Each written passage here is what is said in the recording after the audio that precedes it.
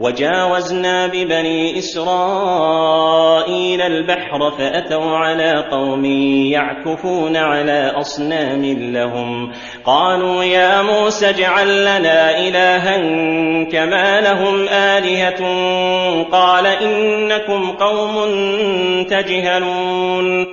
وجاوزنا ببني إسرائيل البحر بعدما أنجاهم الله من عدوهم فرعون وقومه وأهلكهم الله وبنو إسرائيل ينظرون، فأتوا أي مروا على قوم يعكفون على أصنام لهم أي يقيمون عندها ويتبركون بها ويعبدونها، فقالوا من جهلهم وسفههم لنبيهم موسى بعدما أراهم الله من الآيات ما أراهم يا موسى اجعل لنا إلها كما لهم آلهة، أي اشرع لنا أن نتخذ أصناما آلهة كما اتخذها هؤلاء.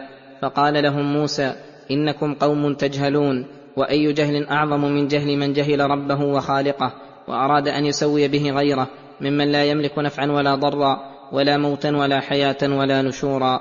ولهذا قال لهم موسى إن هؤلاء متبر ما هم فيه وباطل ما كانوا يعملون. إن هؤلاء متبر ما هم فيه وباطل ما كانوا يعملون، لأن دعاءهم إياها باطل وهي باطلة بنفسها، فالعمل باطل وغايته باطلة. قال أغير الله يبغيكم إلها وهو فضلكم على العالمين. قال أغير الله أبغيكم إلها أي أطلب لكم إلها غير الله المألوه الكامل في ذاته وصفاته وأفعاله، وهو فضلكم على العالمين، فيقتضي أن تقابلوا فضله وتفضيله بالشكر، وذلك بإفراده وحده بالعبادة والكفر بما يدعى من دونه. ثم ذكرهم ما امتن الله به عليهم فقال وإذ أنجيناكم من آل فرعون يسومونكم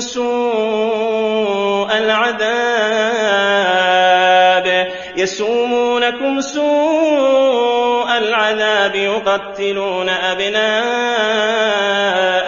ويستحيون نساءكم وفي ذلكم بلاء من ربكم عظيم. وإذ أنجيناكم من آل فرعون أي من فرعون وآله يسومونكم سوء العذاب أي يوجهون إليكم من العذاب أسوأه، وهو أنهم كانوا يقتلون أبناءكم ويستحيون نساءكم، وفي ذلكم النجاة من عذابهم بلاء من ربكم عظيم أي نعمة جليلة ومنحة جزيلة، أي وفي ذلك العذاب الصادر منهم لكم بلاء من ربكم عليكم عظيم. فلما ذكرهم موسى ووعظهم انتهوا عن ذلك، ولما أتم الله نعمته عليهم بالنجاة من عدوهم وتمكينهم في الأرض أراد تبارك وتعالى أن يتم نعمته عليهم بإنزال الكتاب الذي فيه الأحكام الشرعية والعقائد المرضية. وواعدنا موسى 30 ليلة وأتممناها ب10 فتم ميقات ربه 40 ليلة.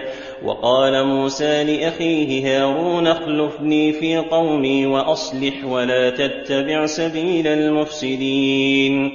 فواعد موسى 30 ليلة وأتمها ب10 فصارت 40 ليلة، ليستعد موسى ويتهيأ لوعد الله، ويكون لنزولها موقع كبير لديهم وتشوق إلى إنزالها. ولما ذهب موسى إلى ميقات ربه قال لهارون موصيا له على بني إسرائيل من حرصه عليهم وشفقته اخلفني في قومي أي كن خليفتي فيهم واعمل فيهم بما كنت أعمل، وأصلح أي اتبع طريق الصلاح ولا تتبع سبيل المفسدين وهم الذين يعملون بالمعاصي. ولما جاء موسى لميقاتنا وكلمه ربه قال رب أرني أنظر إليك قال لن تراني ولكن انظر إلى الجبل فإن استقر مكانه فسوف تراني. فلما تجلى ربه للجبل جعله دكا وخر موسى صعقا. فلما أفاق قال سبحانك تبت إليك وأنا أول المؤمنين. ولما جاء موسى لميقاتنا الذي وقتناه له لإنزال الكتاب وكلمه ربه بما كلمه من وحيه وأمره ونهيه تشوق إلى رؤية الله ونزعت نفسه لذلك، حبا لربه ومودة لرؤيته، فقال رب أرني أنظر إليك. قال الله لن تراني، أي لن تقدر الآن على رؤيتي، فإن الله تبارك وتعالى أنشأ الخلق في هذه الدار على نشأة لا يقدرون بها ولا يثبتون لرؤية الله.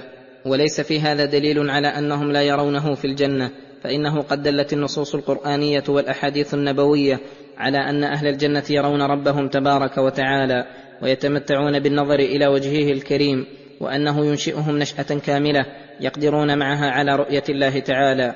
ولهذا رتب الله الرؤية في هذه الآية على ثبوت الجبل، فقال مقنعا لموسى في عدم إجابته للرؤية: ولكن انظر إلى الجبل فإن استقر مكانه إذا تجلى الله له فسوف تراني. فلما تجلى ربه للجبل الأصم الغليظ جعله دكا، أي انهال مثل الرمل انزعاجا من رؤية الله وعدم ثبوته لها. وخر موسى حين رأى ما رأى صعقا، فتبين له حينئذ أنه إذا لم يثبت الجبل لرؤية الله فموسى أولى أن لا يثبت لذلك، واستغفر ربه لما صدر منه من السؤال الذي لم يوافق موضعا. ولذلك قال سبحانك، أي تنزيها لك وتعظيما عما لا يليق بجلالك: تبت إليك من جميع الذنوب وسوء الأدب معك وأنا أول المؤمنين. أي جدد عليه الصلاة والسلام إيمانه بما كمل الله له مما كان يجهله قبل ذلك. فلما منعه الله من رؤيته بعدما كان متشوقا إليها أعطاه خيرا كثيرا، فقال: